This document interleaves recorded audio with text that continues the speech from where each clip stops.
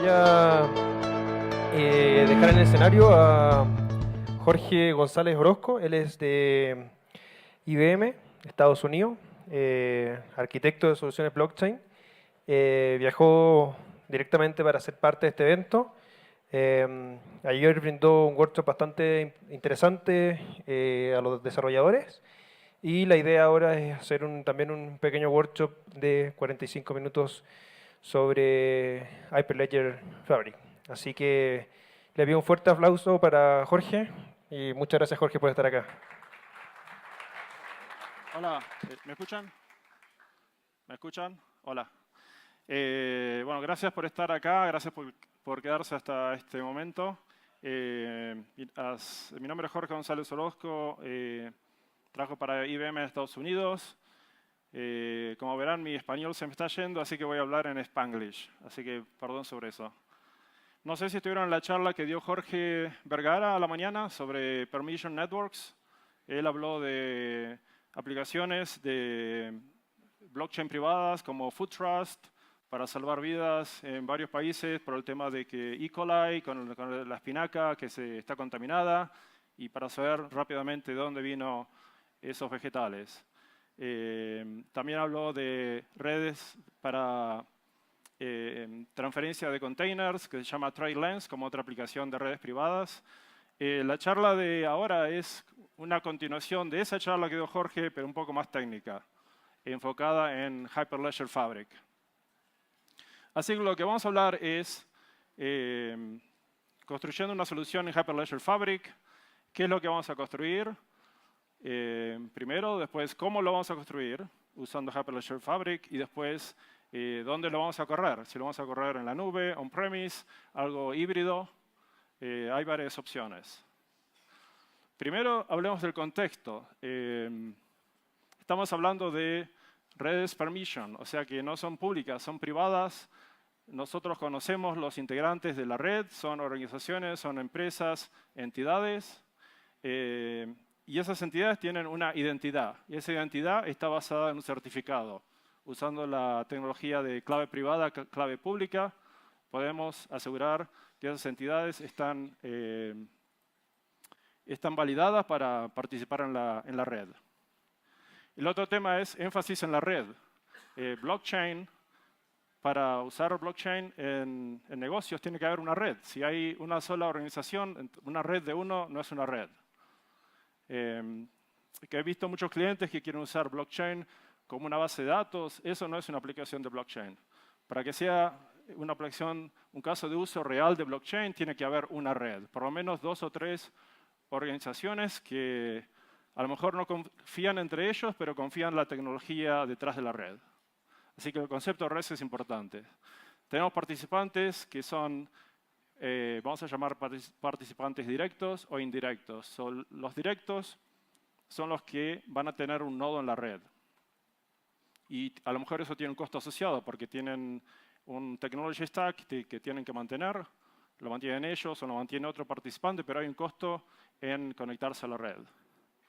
Y después están los participantes indirectos, que por ejemplo podrían ser nuestros clientes, los customers, que acceden a una página web o una aplicación móvil, pero detrás de eso en realidad están transacciones de blockchain que se ejecutan cuando el usuario usa esa interfase. Así que tenemos directos e indirectos. Y en el caso del gobierno, el gobierno o cualquier ente regulador también puede ser un participante válido en una red de blockchain. Generalmente hay que crear reportes o hay regulación que ellos tienen que ver datos en cierto momento, o una vez por mes, o cada cierto cuarto de año. Ellos son participantes válidos de la red. Y vamos a hablar de ledgers, que sería el cuaderno de transacciones. Es un concepto clave.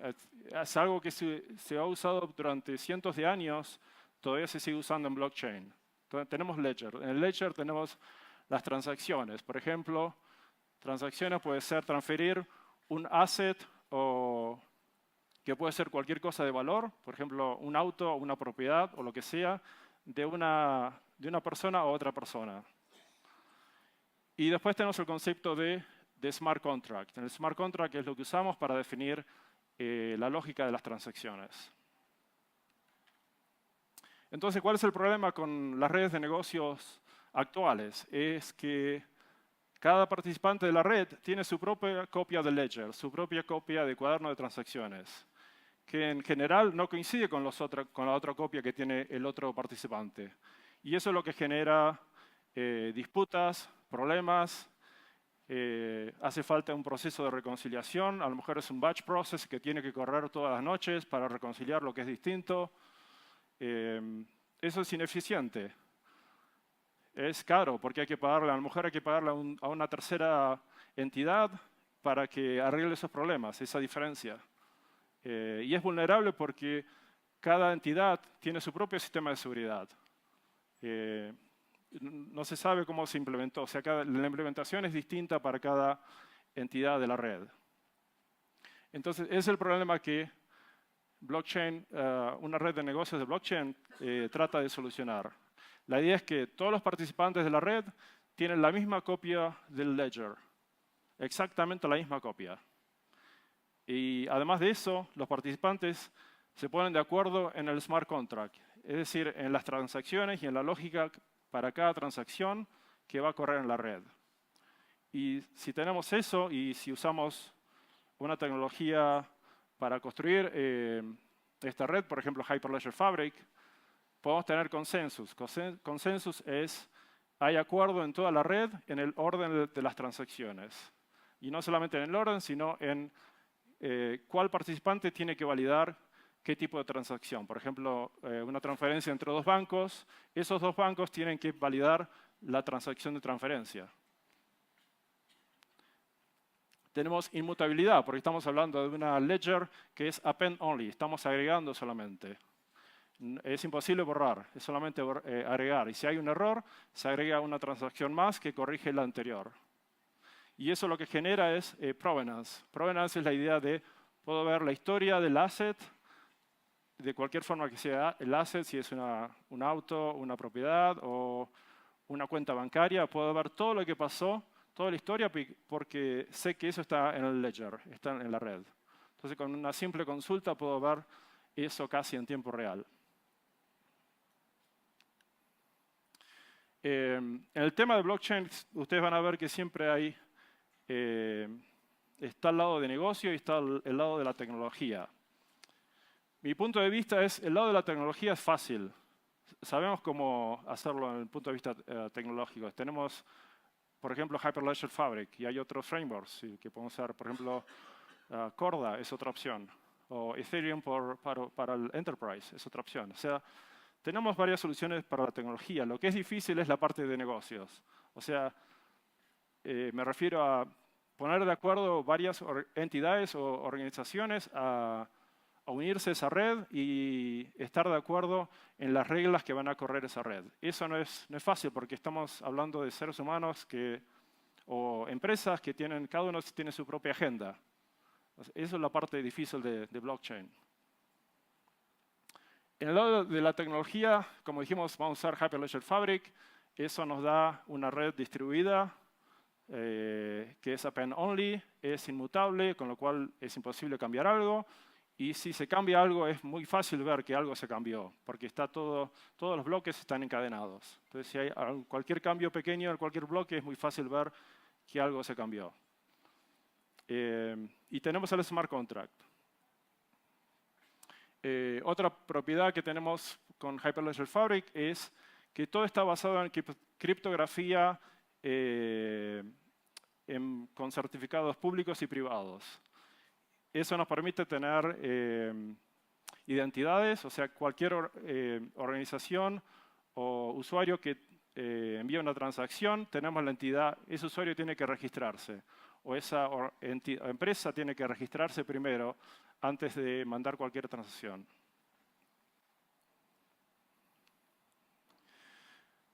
Hyperledger, no sé si han visto, es un proyecto de la Fundación Linux.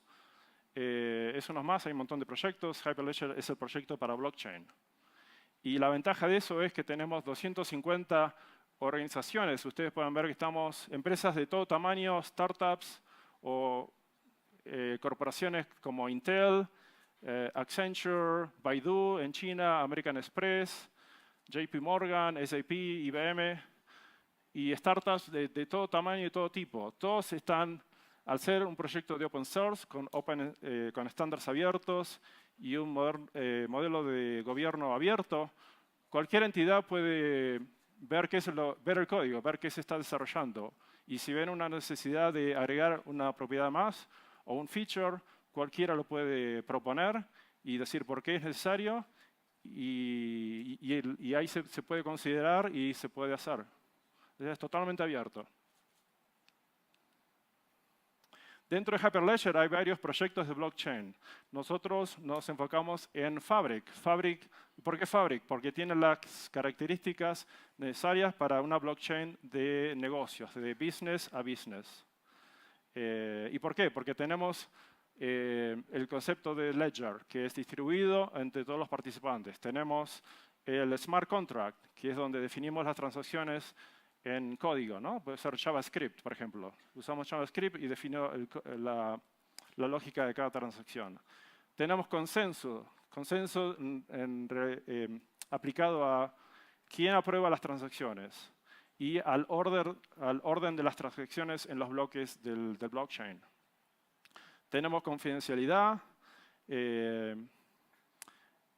alta capacidad y escalabilidad. Podemos escalar, la solución a varios niveles. Y ahora vamos a ver unos detalles de eso. Este es un tipo de ejemplo de la arquitectura de Fabric, por lo que no están familiarizados. La idea es que tenemos una aplicación cliente, que puede ser un middleware o una aplicación real, que puede ser una web app o mobile. Y después tenemos una red de organizaciones. Acá tenemos 2 organizaciones conectadas a la red. Puede ser 2 empresas o 2 entidades. Cada organización va a estar conectada a un canal. El canal es el que va a manejar el concepto de ledger. O sea, el ledger solamente vive dentro de un canal. Si hace falta crear otro ledger, podemos agregar otro canal. Y podemos tener cualquier cantidad de canales dentro de la red. Al canal se van a conectar algo que llamamos el peer. Técnicamente el peer es un Docker container que tiene una copia del ledger, un archivo grande con todos los bloques, dentro del bloque todas las transacciones y están todos conectados. Ese es el ledger. Tiene algo más que se llama la base de datos del estado. La idea de la base de datos del estado es, me va a decir cuál es el estado de los assets a ese momento, ¿no? Por ejemplo, si el asset es un auto o una propiedad, puedo consultar la base de datos del estado rápidamente y va a decir, el dueño de esta propiedad ahora es esta persona o esta identidad. Y eso permite hacer las consultas rápidas. Si no estuviera eso, tendría que ir bloque por bloque y ver qué transacción, en qué bloque ese asset cambió de dueño, ¿no? Pero lo puedo consultar rápidamente en la base de estado. Tenemos el chaincode. El chaincode es un programa. Puede ser JavaScript o Go. Go es el otro lenguaje que se usa. Y va a tener la lógica de las transacciones. Y tenemos eventos. Eventos pueden ser que, por ejemplo, el asset cambió de dueño. Eso puede generar un evento. Y pueden haber aplicaciones para ciertas organizaciones que van a estar escuchando esos eventos y van a tomar una acción en base a esos eventos. O sea, como arquitectos podemos definir qué eventos los peers van a mandar a las aplicaciones. Y como dije antes, los peers van a estar conectados al channel, que es lo que define el concepto de ledger. Algo más que tenemos, como dije, es el Membership Services, que es lo que va a proporcionar identidades a todos los participantes de la red. Así que cada organización va a tener su Membership Service y además una Certification Authority. Fabric provee por defecto un Certification Authority para cada participante. O sea que no necesito crear uno afuera, es parte de Hyperledger Fabric. ¿Y qué más? El Fabric SDK. Cualquier aplicación que tiene que conectarse y mandar transacciones tiene que usar el SDK. Tenemos SDK, Fabric tiene SDK para JavaScript y para Java. Y hay otros lenguajes que están viniendo también. Pero, así que bueno, ¿qué es lo que tenemos que hacer? Antes de escribir la primera línea de código tenemos que diseñar la red. Y esto es lo más importante de la solución, cómo diseñamos la red. Y acá es cuando vemos, en realidad, entendemos el caso de uso realmente. Conocemos realmente qué es lo que pasa para este cliente y para este caso de uso. Sabemos el scope del caso de uso, porque no vamos a tratar de abarcar todas las posibilidades. Tiene que ser algo que empiece, algo bastante restringido para ver si podemos tener éxito. La otra pregunta ¿es blockchain la solución correcta para este problema? Lo que pasa ahora es que blockchain es una tecnología con mucho hype y muchos clientes escuchan blockchain, vamos a hacer blockchain. ¿Y por qué blockchain? Si ni siquiera tiene una red. Así que tienen que estar atentos a eso. Y está el FOMO, el Fear of Missing Out. Clientes, por tener miedo a perderse algo, sacan un proyecto de blockchain. Pero si no tenemos estas cualidades, el proyecto va a fracasar. Así que estén atentos si realmente blockchain es la solución real para este problema. ¿Qué más? Tenemos que tener una red. Eso siempre tenganlo en cuenta. Si no hay red, no es una solución de blockchain. Por lo menos 2 o 3 participantes totalmente separados que ven que tiene sentido crear esta red para cierto caso de uso. Tienen que haber los participantes, o sea, vamos a definir quién va a participar de la red. Hay que definir el modelo de datos con respecto al asset. ¿Qué es lo que estamos cambiando de dueño o cambiando en la transacción? Puede ser cualquier cosa, puede ser dinero en cuentas bancarias, puede ser una propiedad o lo que sea. Eso hay que definirlo. Y si usamos JavaScript, hay que usar JavaScript para definir ese asset dentro del smart contract. Hay que definir las transacciones. ¿Qué transacciones vamos a exponer a las aplicaciones clientes para conectarse al blockchain? Eso es importante también. ¿Qué transacciones tienen sentido para este caso de uso? ¿Qué más tenemos? Reglas de privacidad y confidencialidad, que significa quién puede ver qué datos. ¿No? Es una red de varios participantes, todos pueden ver todos los datos o todas las transacciones o tenemos restricciones. Eso es otro requerimiento importante.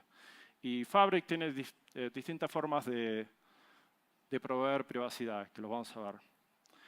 El otro punto es el modelo de governance. ¿Cómo vamos a gobernar esta red? Son una red de empresas que a lo mejor no confían entre sí, pero a la vez se unen a esta red para hacer negocios. Y el modelo de governance puede ser modelo desde el punto de vista de negocio, puede ser desde el punto de vista legal. Por ejemplo, si una organización se va de la red, hay una penalidad legal si eso pasa. Eso tiene que estar bien escrito. Así cuando las entidades se unen a la red, ven bien claro cuáles son las reglas de esa red. Y también governance desde el punto de vista tecnológico. Por ejemplo, cuál es el technology stack que necesita las entidades para unirse a una red. Por ejemplo, tiene que tener Kubernetes, Fabric corren containers sobre Kubernetes, van a usar cierta middleware. Bueno, ese es el governance tecnológico, que hay que definirlo. Como ejemplo, vamos a usar una red bastante simple que la llamamos de Freight Network. Son 3 organizaciones que transfieren containers entre sí. Es una compañía que tiene camiones para transferir containers, otra compañía que tiene barcos para transferir containers y un tercer participante que es una aduana, por ejemplo, el puerto de entrada de una aduana. Así que ahí ven un ejemplo de una ente del gobierno provincial o nacional que participa en una red de negocios porque ven los beneficios en hacer eso. Así que es un ejemplo fácil para ver más adelante. Así que bueno, en este momento sabemos qué es lo que vamos a construir, ¿no? Tenemos el diseño de la red, los participantes, las transacciones, el modelo de datos del asset, de lo que sea, cualquier cosa que estemos cambiando de dueño. Ahora vamos a ver cómo lo construimos, cómo hacemos el mapping de esos requerimientos a Hyperledger Fabric. Así que empecemos con los participantes. Hyperledger Fabric tiene algo que se llama el Membership Service Provider, que es lo que define cómo proveer identidades a todos los participantes, ¿no? Entonces tenemos una lista de participantes posibles. Eso lo podemos definir en un archivo de definición del MSP y con eso definimos quién puede participar de esa red. Inicialmente, después se puede agregar dinámicamente, pero inicialmente se puede definir para comenzar la red. Una vez que tenemos los participantes, ¿cómo definimos el smart contract? Bueno, empezamos modelando los datos. ¿Cómo modelamos los datos? Por ejemplo, una orden de compra tiene distintos atributos. Vamos a poner todos los atributos dentro de la orden de compra. Imagínense JavaScript, un modelo de datos en JavaScript. O los atributos son muy complicados y vale la pena dejarlos afuera de la orden de compra. Entonces la orden de compra en realidad tiene una referencia a esos atributos. Es otra opción, o sea, tienen que ver cómo modelamos el asset. Otro punto de vista es, cuando definimos el modelo de datos, ¿vamos a usar un modelo genérico para toda la red o vamos a hacer algo basado en un sistema de legacy? Por ejemplo, un participante puede tener como sistema legacy SAP, un sistema de SAP. Y SAP tiene su propio modelo de datos. Vamos a usar el modelo de datos de SAP o algo genérico que sirva para toda la organización, para todos los participantes de la red. Pero generalmente es algo genérico y fuera del blockchain hay otra lógica para hacer el mapping de un formato a otro formato, usando algún middleware. ¿Qué más? ¿Qué datos ponemos en la red de blockchain? Tenemos la red de blockchain, que es una serie de bloques. Todo empieza con el bloque 0, el bloque génesis, ahí empieza todo. Y dentro de cada bloque tenemos transacciones. Y cada bloque tiene una referencia al anterior, usando hashes. Por eso es fácil ver si algo cambió. Tenemos el world state, que es el que hablé antes, tiene el estado actual de cada asset, con lo cual puedo hacer una consulta muy rápida. No tengo que ver bloque a bloque, una consulta rápida en world state. World state en realidad es una base de datos CouchDB, que es un open source de base de datos NoSQL. Y eso permite hacer queries muy complejos también. Pero la pregunta acá es, ¿qué datos ponemos en el blockchain y qué datos ponemos off-chain? La recomendación es solamente los datos que son necesarios para la transacción. No queremos poner todos los datos dentro del blockchain, solamente lo que hace falta para la transacción. Y eso hace que el blockchain sea ágil, que no tenga que tener muchos datos, porque la tecnología todavía está evolucionando. No queremos poner todo en el blockchain, solamente lo que hace falta para la transacción, para ese código en JavaScript del smart contract. Y lo que no hace falta, por ejemplo, una transacción genera un contrato y ese contrato es un archivo PDF, que es parte de esa transacción. Bueno, el archivo PDF no lo vamos a poner en el blockchain, lo vamos a poner en un data store fuera del blockchain. Y la transacción va a tener una referencia a eso porque tiene un link y además tiene el hash de ese archivo PDF, con lo cual si cambió podemos darnos cuenta, si el hash es diferente, alguien cambió ese PDF afuera y nos aseguramos que no haya cambiado. ¿Qué más? No sé si han escuchado que en Europa tiene esta ley loca que dice que yo puedo pedirle a una compañía que borre todos mis datos. ¿Cómo hacemos eso en blockchain? En blockchain es imposible borrar datos. Es append only, no delete. Y estamos hablando de datos personales, ¿no? ¿Y cuál es la recomendación para eso, para GDPR con blockchain? La recomendación es no poner los datos personales en el blockchain, ponerlos afuera. En la misma forma que ponemos documentos PDF, podemos poner todos los datos personales fuera del blockchain. Y en la transacción tiene una referencia a esos datos afuera. Con lo cual, si cualquier cliente nos pide borrar esos datos, podemos hacerlo fácilmente afuera del blockchain. Y la referencia va a referenciar algo que se borró, ¿no? Y a lo mejor hay otra transacción que va a decir estos datos se han borrado dentro del blockchain. Pero los datos personales en sí no se guardan dentro del blockchain, están afuera. y así podemos decir que seguimos la ley, ¿no? Esto es importante en Europa, así que si tienen clientes en Europa, esta es la forma de hacerlo.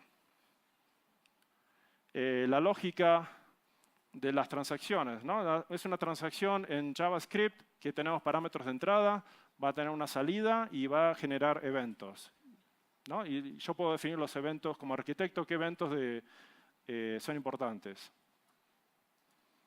Así que vamos a ver. Para las transacciones tenemos el concepto de endorsement. Endorsement es quién es dentro de la red, quién va a validar las transacciones, ¿no? Si, por ejemplo, estamos transfiriendo dinero entre dos bancos, generalmente esos dos bancos van a tener que validar la transacción, con lo cual ninguno puede decir yo no vi nada o esto pasó y yo no, en realidad no tiene sentido. Si ellos lo validan, la transacción es verificada y se guarda en el blockchain. Y tenemos consideraciones de negocio, por ejemplo, quién lo hace de acuerdo a la lógica de la transacción, y también consideraciones técnicas.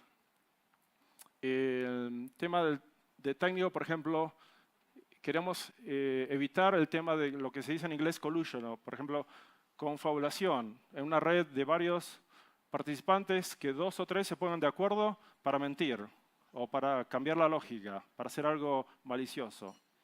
Entonces, si definimos la política de endorsement de la forma correcta, podemos evitar el problema de la confabulación. ¿Qué más? El concepto de afinidad de transacciones. En Hyperledger Fabric todo es asíncrono. Estas transacciones pasan en cualquier momento, no hay orden ninguno. O sea que cuando se ponen en el bloque puede haber cualquier orden de las transacciones. Entonces, como arquitectos tenemos que estar atentos a eso. Por ejemplo, en este caso, una transacción puede ser crear la orden y después otra transacción puede ser agregar un ítem a la orden y después agregar otro ítem. Si crear la orden llega después de crear ítem, esa transacción va a fallar porque no está esa orden. Entonces hay que ver cómo poner todas esas transacciones juntas de forma de que, a pesar de ser asíncronos, que no fallen. ¿Qué más tenemos? Tenemos requerimientos de privacidad y confidencialidad, ¿no? De acuerdo al caso de uso, podemos decir solamente 2 organizaciones pueden ver estos datos y estas otras no pueden ver nada. O estos datos los pueden ver todo, pero por ejemplo, el caso de un vendedor pone ciertos precios a ciertos participantes, ¿no? Entonces, solamente el que recibe ese precio especial puede ver el precio y no todos los otros participantes. Entonces, ¿cómo mapeamos esos requerimientos de privacidad con Hyperledger Fabric? Bueno, Hyperledger Fabric provee varias formas de hacerlo. En el caso de esconder la identidad de quién manda las transacciones, hay un feature que se llama Identity Mixer, que salió hace 2 semanas con la versión 1.3 de Fabric. Con Identity Mixer, uno puede ver las transacciones, puede ver los datos, pero no puede ver quién mandó esa transacción. Entonces, hay casos de uso que necesitan eso, que el que mandó las transacciones es totalmente anónimo en la red. Pero a pesar de ser anónimo, se puede verificar que quien lo mandó está autorizado a mandar esa transacción. O sea, todo el tema de seguridad todavía aplica, lo que no puedo ver quién lo mandó. Otro requerimiento puede ser cómo particionar los datos dentro de una red. Entonces, para eso podemos usar canales. Cada canal es un ledger. Y vamos a ver un ejemplo que puede haber un canal general para todos los participantes y después puedo definir canales específicos para cierto tipo de datos o ciertas transacciones. Eso es el canal. Otra forma es Private Data Collections, otro feature que salió en Fabric en 1.2 en el verano. Eso me permite, dentro del mismo canal, puedo decir qué datos son privados para todos y qué organizaciones pueden ver cierto subconjunto de datos. Con lo cual eso puedo hacer, dentro del mismo canal puedo definir eso. No tengo que definir canales múltiples porque hay un precio de administrar los canales. En el mismo canal puedo definir quién puede ver qué cosa. Para control de acceso tenemos Access Control List. Podemos decir qué participante puede acceder a qué transacciones, de acuerdo al rol de cada participante. Y cómo puedo ofuscar los datos, por ejemplo. Fabric provee APIs para hacer encripción de datos, ¿no? Entonces puedo definir el modelo de encripción y esos datos pueden estar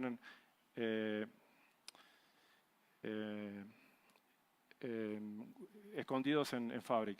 Lo que tengan en cuenta es que con el tema este de Quantum Computing, a lo mejor están escondidos ahora, pero en 5 años, con Quantum Computing, cualquiera los va a poder ver, así que tengan eso en cuenta. Como dijimos en Identity Mixer es el feature que permite esconder quién mandó la transacción. Así que lo que ven a la izquierda es lo que típicamente es un certificado X509, con lo cual el certificado, si yo tengo el certificado, la clave pública, puedo ver quién lo mandó, porque está en el certificado. Usando Identity Mixer es un certificado especial donde quien lo mandó está escondido, con lo cual ahí puedo alcanzar privacidad. Canales, como dijimos antes, puede tener un canal global donde todas las 3 organizaciones, en este caso 3 bancos, pueden ver todo. O un canal bilateral, por ejemplo, en este caso E y B se conectan a ese canal especial, pero el banco C no puede ver nada porque no está conectado, no tiene ningún peer conectado a ese canal, con lo cual no puede ver nada. O un canal unilateral. Por ejemplo, en el caso de un banco que quiere guardar las transacciones entre los clientes del mismo banco, no hace falta compartir con otro banco, son clientes del mismo banco. Entonces, puede haber un canal para esa organización en particular. Private Data Channels, este es el feature que dijimos antes. Para dentro del canal puedo definir quién puede ver qué datos. Encripción, ese es otro feature que dijimos. Tengan cuidado con Quantum Computing, que es real, is coming. Patrones de integración, ¿no? Ahora vamos a hablar, tenemos los peers están conectados al canal y ofrecen transacciones, las transacciones que definimos en el chain code, en el smart contract. ¿Cómo exponemos esas transacciones al mundo externo del blockchain? Entonces, podemos tener un backend system, por ejemplo, SAP o Civil o cualquier otro backend system, y en realidad, en este caso, se llama el adapter pattern. Solamente necesito un subconjunto de las transacciones. Por ejemplo, crear asset y transferir asset, y no todo el resto. Entonces puedo definir un adapter que, por ejemplo, puede ser una aplicación Node.js o un integration bus. Por ejemplo, IBM tiene IBM Integration Bus o cualquier otro integration bus de otra compañía. Y usando el Fabric SDK, que es lo que vamos a usar para conectar con el peers, podemos exponer esas 2 transacciones. Lo que tiene esto que es custom, expongo solamente las transacciones necesarias para este sistema de backend, no todas. Pero es una opción. Y los eventos pueden tener un sistema de messaging, por ejemplo, RabbitMQ, que es un open source de messaging, otro es IBM MQ System, para asegurarme que esos eventos no se pierden, ¿no? Porque a lo mejor el sistema que tiene que procesar el evento no está disponible o está caída, entonces puedo poner los eventos en un sistema de mensajes. Ese es un patrón. Otro patrón es lo que llamamos el gateway. El gateway es exponer, tenemos una aplicación que expone usando servicios REST todas las transacciones que tenemos en el smart contract. Y en este caso es genérico, porque cualquier aplicación puede usar lo que necesita. Expongo todo como REST, aplico la seguridad, solamente las personas que tienen la identidad adecuada pueden llamar cada servicio REST y de esa forma puedes poner todas las transacciones. El REST Gateway puede ser cualquier Node.js application, por ejemplo, usando Loopback. Loopback, no sé si están familiarizados, es un open source de Node.js para generar servicios REST. O puede ser un producto específico de alguna empresa. Por ejemplo, IBM tiene algo que se llama API Connect. Es un middleware para exponer APIs. Otro patrón es Analytics. Si queremos hacer Analytics sobre el Hyperledger Fabric, la recomendación es sacar los datos de Analytics fuera del blockchain, ¿no? Entonces puedo definir eventos que sé que algún dato cambió y ese dato es necesario para Analytics. Y en base a ese evento lo puedo sacar y lo voy a guardar en una base de Analytics que es external blockchain. Y después puedo hacer todo el Analytics que quiero sobre esa base de datos. Con lo cual no agrego carga a mi solución de blockchain. Todo pasa fuera del blockchain, ¿no? Esta es la recomendación. A menos que la consulta sea muy fácil, que puedo usar el StateDB. Si es Analytics un poco complicado, la recomendación es sacarlo fuera. Así que bueno, ahora hicimos todo el mapping de los requerimientos a Hyperledger Fabric. Así que ahora lo que tenemos son, siguiendo el ejemplo, las 3 organizaciones que manejan el tracking de containers en barcos y la aduana, van a conectarse usando peers.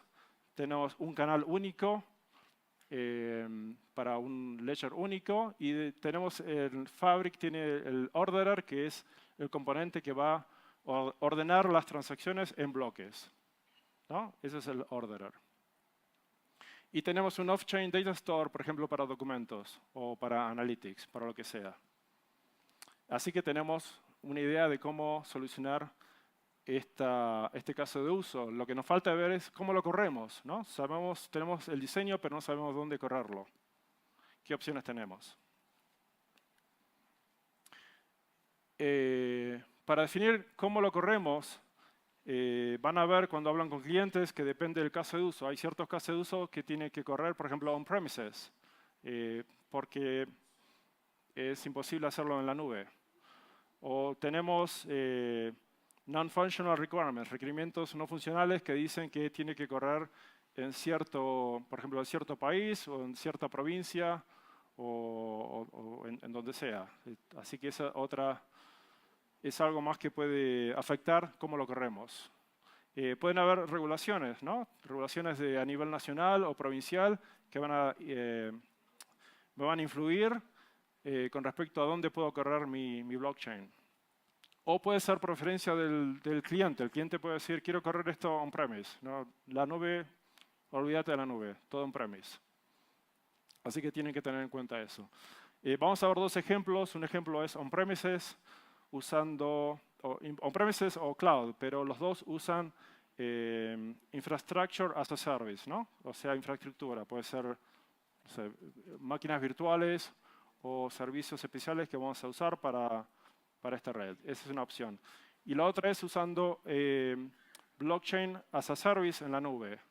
IBM tiene un servicio que se llama IBM Blockchain Platform, que básicamente es Hyperledger Fabric as a Service, lo cual es administrado y manejado por IBM y ustedes se enfocan en crear la lógica de negocio.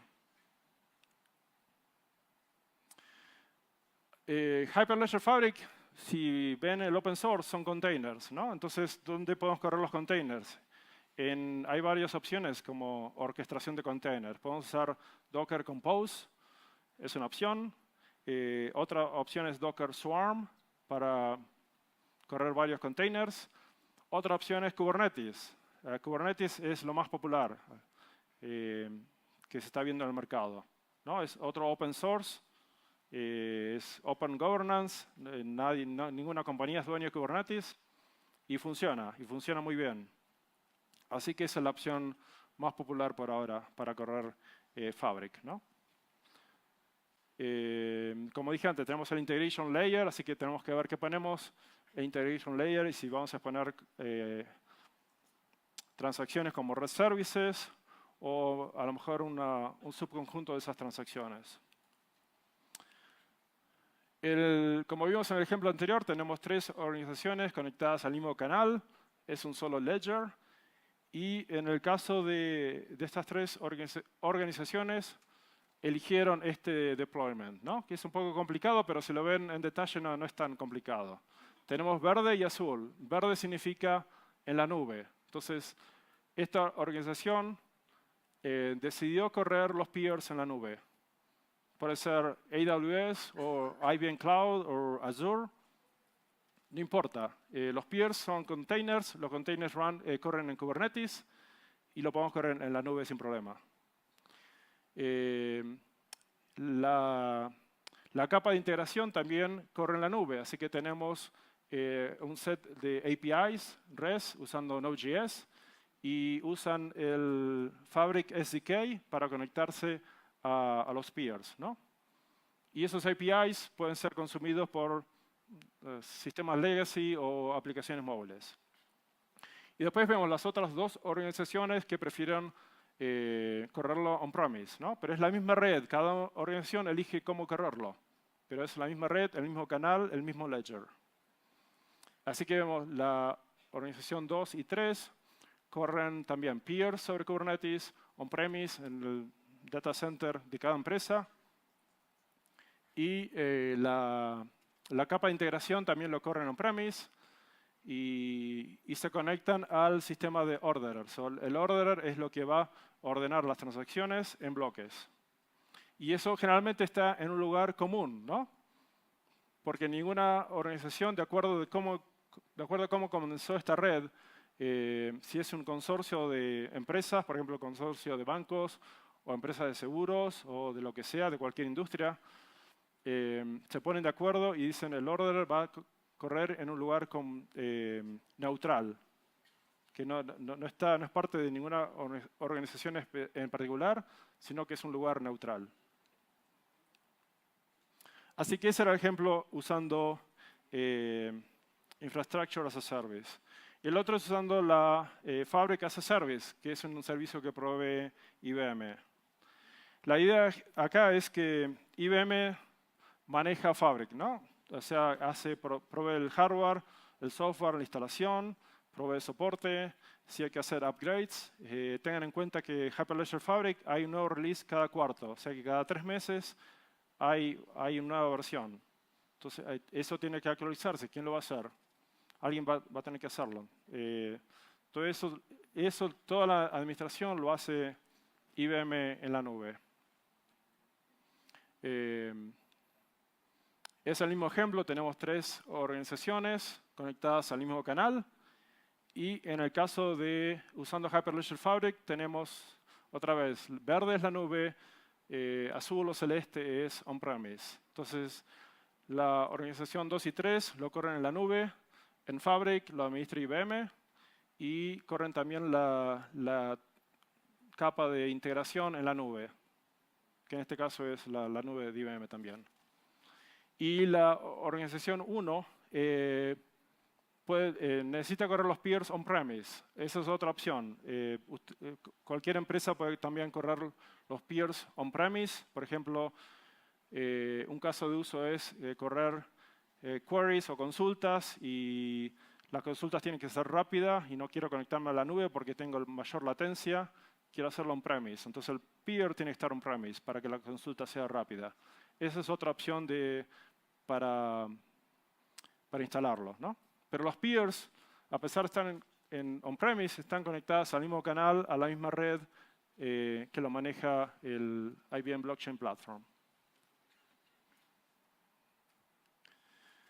Para finalizar, IBM tiene el Global Entrepreneur Program, así que si ustedes son parte de una startup, tenemos 3 opciones. Tenemos el Starter Option, que IBM provee acceso a la nube con un conjunto de servicios que son sin cargos. La otra opción es el programa Builder, que IBM provee $1000 por mes como créditos para usar servicios en la nube. Y esos servicios pueden ser Infrastructure as a Service o Platform as a Service, ¿no? Si necesitan máquinas virtuales o hardware que corren en la nube, pueden usar esos créditos. Y el otro plan, que es el Premium, si esa red crece y hay mayores participantes que se unen a esa red, Está la opción Premium, que es hasta $10.000 por mes de créditos para usar los servicios en la nube. Así que con eso llegó la hora de las preguntas. ¿Alguna pregunta? Acá.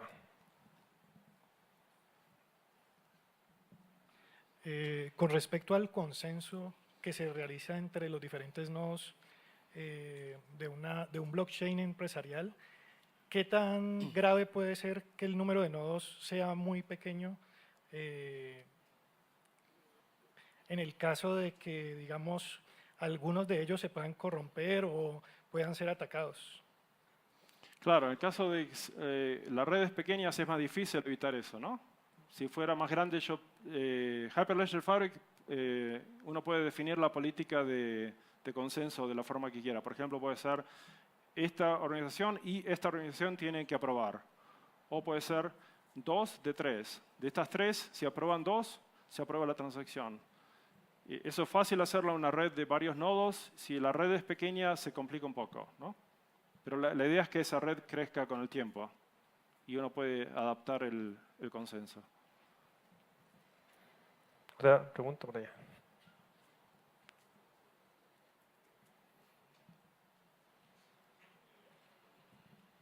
Hola Jorge, muchas gracias por la presentación. Me gustaría saber en tu experiencia qué aplicaciones ya están utilizando Hyperledger, específicamente Fabric, o qué empresas has visto que hayan aplicado y de qué manera lo están haciendo. Y si se puede también, qué obstáculos se están presentando. Gracias. Sí, seguro. Por ejemplo, estuve trabajando con un cliente en Brasil. Es una empresa que provee servicios financieros y el caso de negocio es, por ejemplo, asignar efectivo a cajeros, ¿no?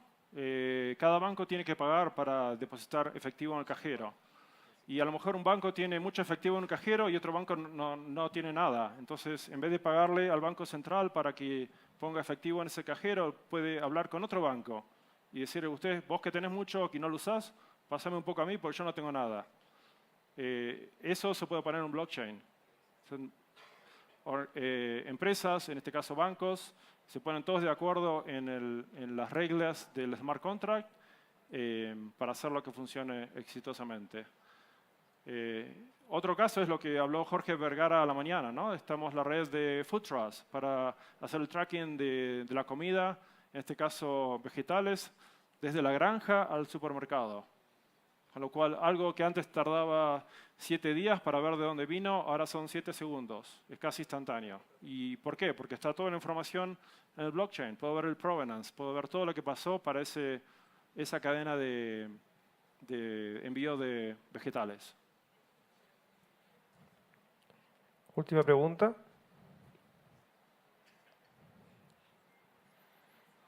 ¿Listo? ¿Tú? Sí, esta pregunta quizás es un poco menos técnica, pero también sobre blockchain. Visto que la idea en general es como que muchas veces los clientes quieren la tecnología por el hype. ¿Cuál sería entonces la forma ideal de definir esta serie de implementaciones que ofrece Hyperledger en vez de utilizar blockchain como para restarle como poder o influencia a blockchain como palabra de marketing? Me parece que preguntás cómo ver si el caso de uso tiene sentido para blockchain, ¿no? Por el tema de hype. ¿Cómo conceptualizar blockchain de manera que dejemos de utilizar esa palabra, por ejemplo, para que deje de ser como solo hype de, bueno, tengo una frutería y quiero utilizar blockchain sin... Sí, bueno, en primer lugar tiene que haber una red, ¿no? Si hay una red de uno, no es una red. O sea, usar blockchain como una base de datos no tiene sentido. Tiene que haber una red de varias organizaciones que se pongan de acuerdo en hacer algo de negocios en esa red. En segundo lugar, tiene que haber un problema, por ejemplo, de desconfianza, algo que en una red que ya existe, que no está en blockchain, hay disputas. Por ejemplo, los registros no coinciden. Y a lo mejor hay que pagarle a un tercero para que arregle esas disputas. A lo mejor hay un proceso que tiene que correr a la noche, un batch para reconciliar. Si tenemos todo eso en blockchain, no hay batch process, porque está todo en la red, es todo real time y todo se ejecutó en base al smart contract. Y todos los que participan en esa red se ponen de acuerdo que esa es la lógica del smart contract. Otra es, por ejemplo, el tema de provenance, ver toda la historia de qué pasó con un cierto asset. Si existe la necesidad, para ese caso, también se puede usar blockchain porque toda la historia está en el chain de records. Esa sería la forma. Muchas gracias, Jorge, por Muchas tu gracias. presentación. Un aplauso para Jorge, por favor.